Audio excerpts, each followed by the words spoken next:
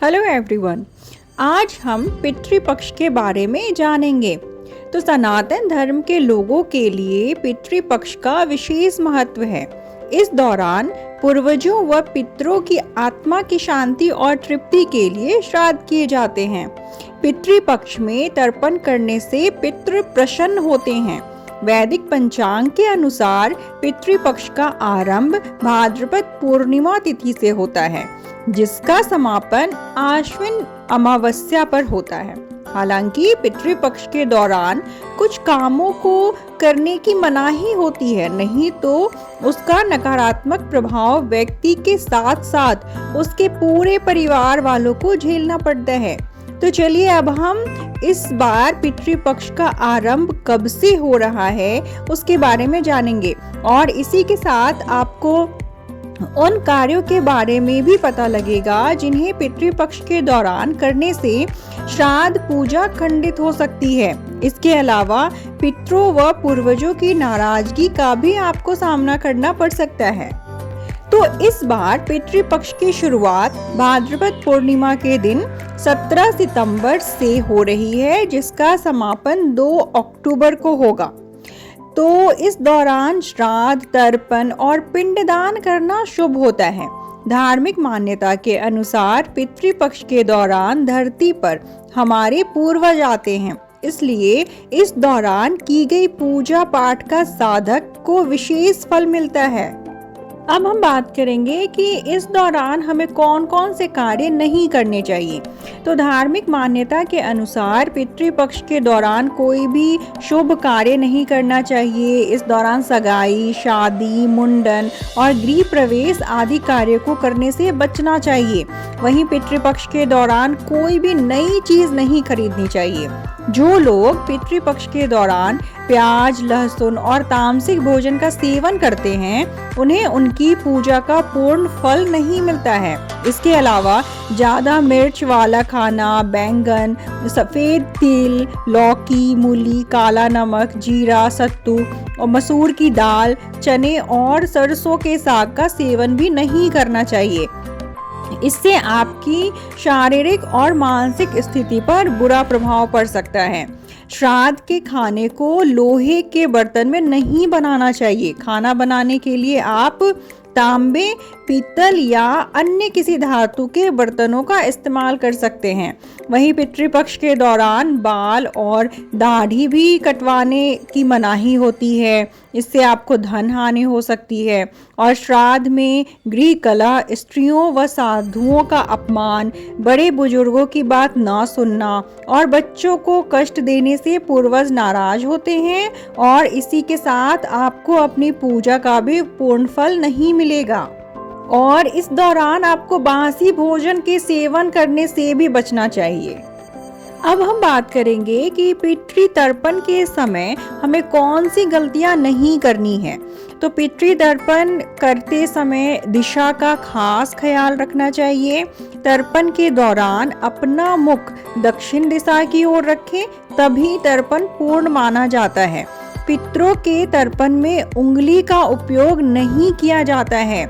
इस दौरान अंगूठे से जल पितरों के निमित्त अर्पित करने का विधान है।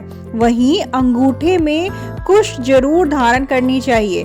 पितरों का तर्पण सबसे पहले नहीं करना चाहिए। देवी देवताओं के नाम पर पूर्व दिशा में तर्पण करने के बाद पितृ तर्पण करना चाहिए।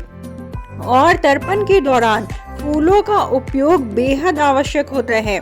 ऐसे में सफेद रंग का हल्की सुगंध वाला पुष्प जरूर से अर्पित करें।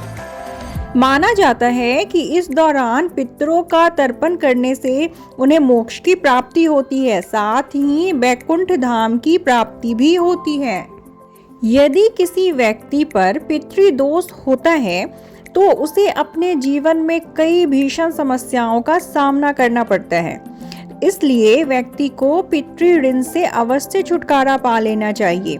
अगर पितृपक्ष से पहले आपके साथ कुछ ऐसी चीजें हो रही हैं, तो हो सकता है कि ये पितृदोष का संकेत हो।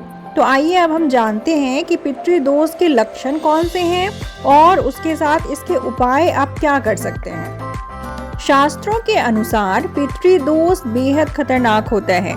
पितृदोष के दुष्प्रभाव से परिवार की कई पीढ़ियों को नुकसान हो सकता है। इसलिए जरूरी है कि जल्द से जल्द पितृदोष से मुक्त हो जाना चाहिए। इसका एक लक्षण यह भी है कि यदि आप कोई कार्य बार बार करने का प्रयास कर रहे हैं लेकिन कोई न कोई बाधा आ रही है, आपको मेहनत ईमानदारी के बाद भी सफलता नहीं मिल रही है, तो ये पितृदोष का संकेत हो सकता है। अगर आपके घर में कोई आकस्मिक दुर्घटना हो जाए या अचानक किसी बीमारी के कारण पूरा पैसा बर्बाद हो जाए, तो इसे भी पितृदोष का लक्षण माना जाता है। यदि आपके साथ भी कुछ ऐसा हो रहा है तो पितरों की शांति के लिए दान पुण्य करना जरूरी है। थोड़ी खटपट आम बात है, लेकिन अगर आपके घर में पितृपक्ष से पहले पति पत्नी या परिवार के सदस्यों में वाद विवाद बहुत अधिक बढ़ जाए तो इसे भी एक अशुभ संकेत माना जाता है। घर में कलेश होना पितृदोष का कारण होता है। और पितृपक्ष से पहले घर में अचानक पीपल का पेड़ उगना या तुलसी का अचानक सूख जाना भी पितृदोष का संकेत हो सकता है। माना जाता है कि ये घटनाएं पितरों की नाराजगी को दर्शाता है। ऐसा होने पर धन, सुख, समृद्धि और संतान पर बुरा प्रभाव पड़ता है। तो पितरों की शांति और पितृदोष से मुक्ति होने के लिए पितृपक्ष में ब्राह्मण को भोजन कराना चाहिए, साथ ही पंचबली भोग निकाले और जरूरतमंदों को दान करें। अगर आपकी कुंडली में पितृदोष है और ऐसे में यदि आप पितरों का पिंड दान आदि करना चाहते हैं तो उसके लिए गया, नैमिषारण्य, बद्रीधाम, हरिद्वार, काशी, प्रयागराज, पुष्कर, त्र्यंबकेश्वर इत्यादि तीर्थ स्थल पितृकर्म एवं पितृदोष निवारण के लिए सर्वश्रेष्ठ पितृतीर्थ माने गए हैं।